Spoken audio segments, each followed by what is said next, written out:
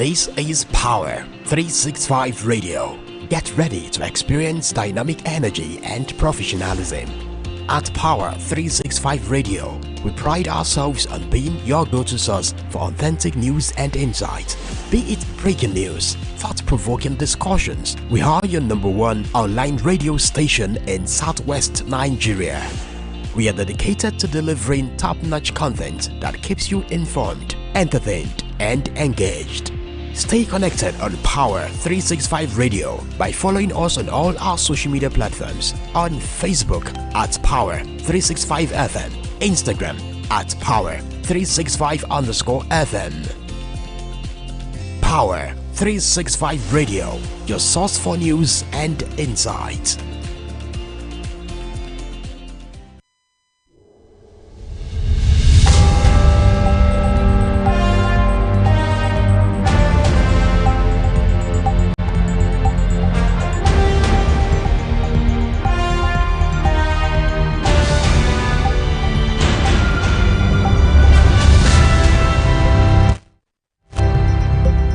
Wonderful afternoon to everyone listening to my voice right now. This is the stable of Power 365 FM, and it's 2 p.m. news, the local news.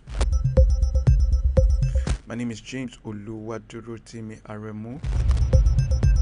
First of all, the headlines. Well, the DSS secures fresh order to freeze 13 bank accounts over terrorism charges.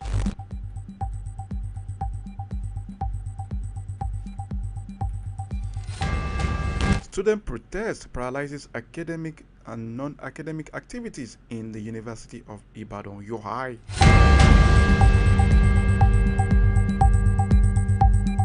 Gunmen attack Anambra local government headquarters.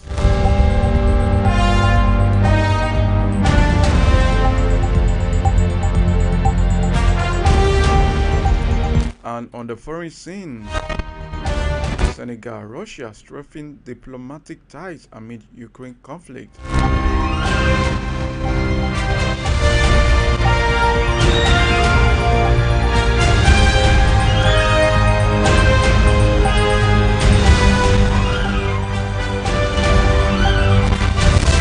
Here is the news and details. In its renewed battle against acts of terrorism in the country, the Department of State Service, talking about DSS, has again secured an order from the Federal High Court in Abuja to freeze 13 different bank accounts linked to a suspected terrorist, Henry Okocha. While the accounts are domiciled in 7 different banks and are to remain frozen for 60 days to enable the agency conduct forensic investigation into the alleged act of terrorism by the suspect. In a ruling in an ex-parte application, a series of exhibits brought before Bakat, Justice Peter Lifo permitted the DSS to embargo the bank account for 60 days for investigation.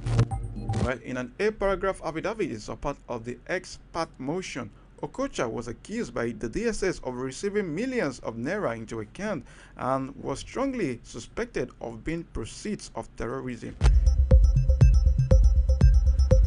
He was confirmed to have taken into the custody of the security agency following his arrest for investigation.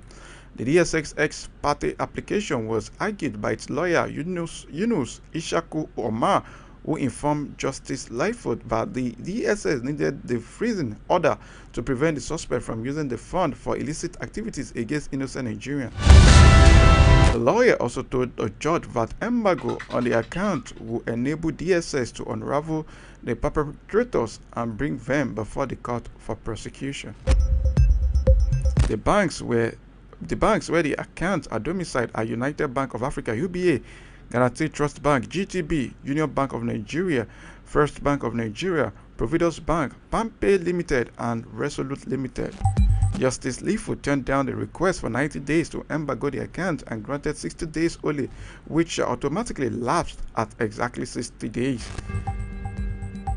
While it will be recovered, a similar order had been granted against a suspected female terrorist, Aisha Abdikarim, whose 20 bank accounts were ordered to be frozen for 60 days by the DSS.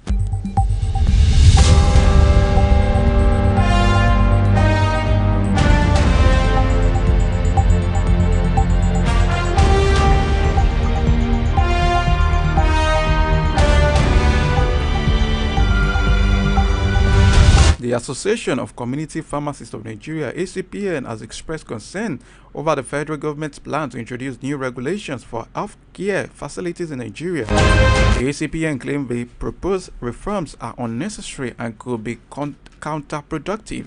In a statement issued by its chairman and secretary, Ambrose Eze and Omokafe Ashore, respectively, the ACPN said the existing National Health Act of 2014, if fully implemented, could effectively address the problem of unregulated and substandard healthcare facilities.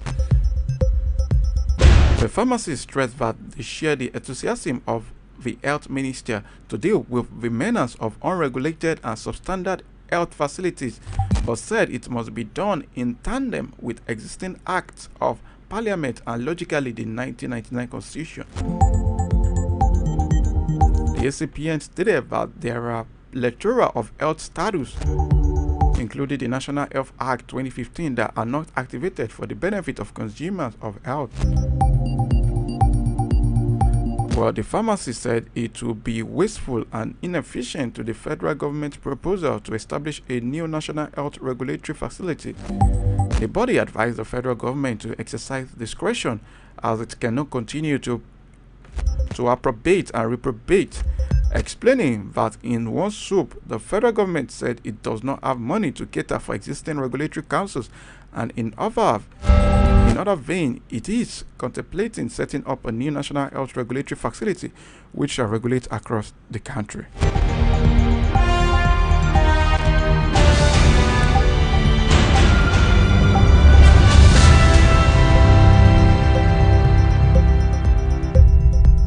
Alright, the ongoing protest embarked upon by students of the University of Ibadan UI has paralyzed major activities in the institution. It was reported that academic and non-academic activities in the institution have been paralyzed as a result of the protest. It was earlier reported that the students of the institution in the early hours of Friday commenced another protest over increment of the school fee. The protest was ignited as a result of the approval of the increment of the school fees by the governing council of the institution. It was also gathered by the governing council of the institution during its meeting held in the institution on Thursday approved the increment of the school fees. This made the students to announce the commencement of the protest. However, it was also gathered that academic and non-academic activities in the institution were paralyzed as a result of the protest. It was learned that lectures that were supposed to take place on Friday were not held. The protesting students were seen going around the facilities in the institutions to ensure that no lecture was held.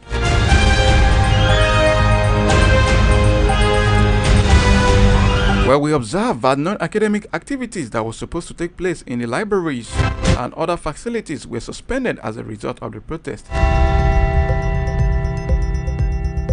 We were told that at the Kennedy DK Library, the main library in the institution, revealed that the students were not allowed to enter the library as a result of the protest. The students are still protesting at the time of filing this report today.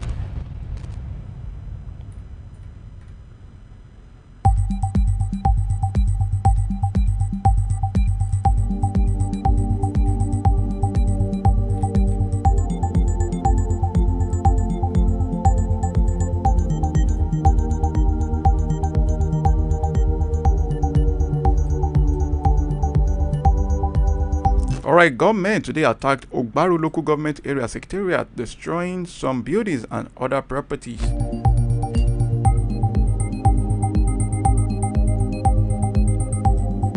Our sources told us that the gunmen arrived in their numbers and opened fire, destroying buildings within the headquarters of the council area. It was also gathered that no lives were lost in the incident.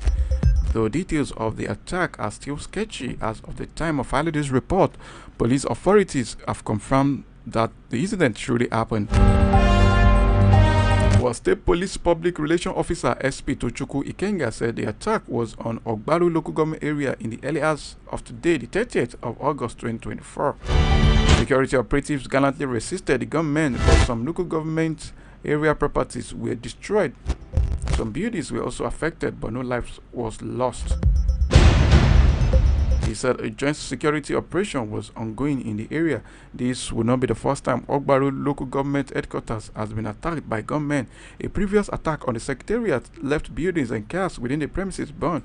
It is not clear who the attackers are, but fingers have always pointed at secessionist elements.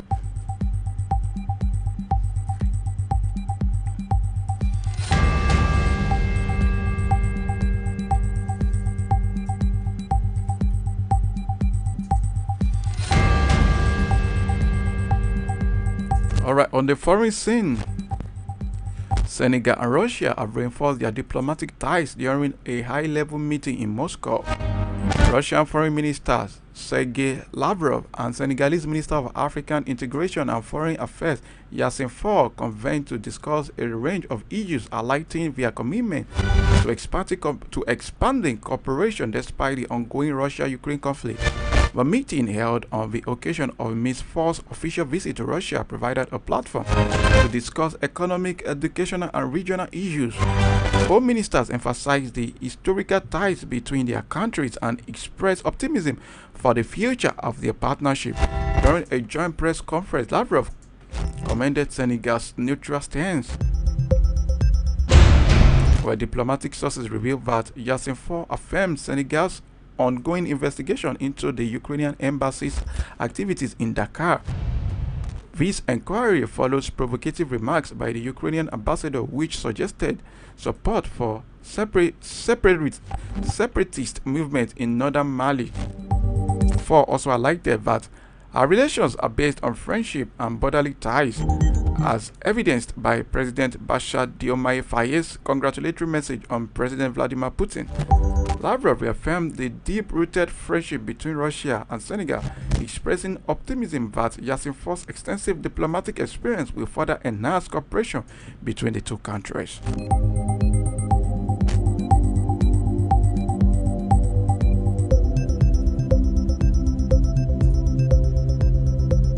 Alright, in the world of sport, the future of Super Eagles striker Victor Osimhen has set fans and friends alike on a collision course over his next career move. But it was reported at the early hours of today that Victor Osimhen, who is the current African Footballer of the Year, opted for Saudi's club, talking about Ali Ali. The Napoli forward had kept fans and friends guessing his next move during the transfer window. Osimhen was said to have turned down a move to join the English side Chelsea Football Club, but according to Sky Sports in Italy, the Nigerian forward would prefer a move to join the Saudi Arabian side in a 4-year deal with its former employer. Napoli is expected to earn around £67.3 million, that's €18 million plus add-ons.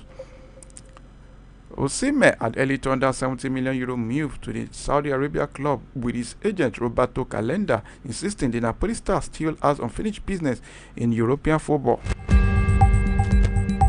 Well, this development comes amid heightened transfer speculation surrounding the Napoli star, who has drawn interest from several top clubs across Europe and the Middle East.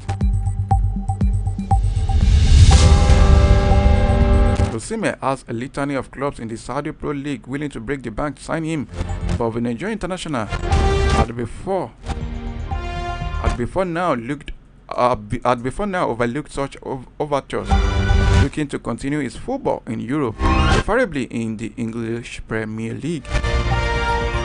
While preferred to play straight at the Saudi Pro League, there had been speculation about his next move, with friends and fans on social media engaging in a war of fact about his contract terms.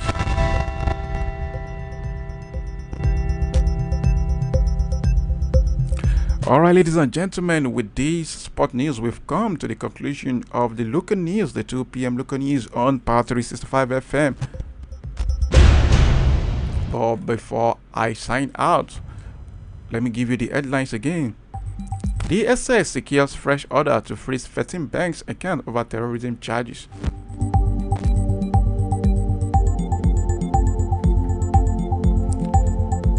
Student protest paralyzes academic and non-academic activities in University of Ibadan. We also talked about the attack unknown gunmen attack Anambra local government headquarters today. And on the foreign scene, we were told that Senegal and Russia strengthen diplomatic ties amid Ukraine conflict. Alright, ladies and gentlemen, watch out for our other program, as the next program is Emma Yashe, and after Emma Yashe is Entertainment Secure, the Friday edition. And don't forget the World News by 4 p.m. Alright, we've come to the end of this news. The local news at 2 p.m. My name is James Oluwadurotimi Aremu. Do have a lovely evening.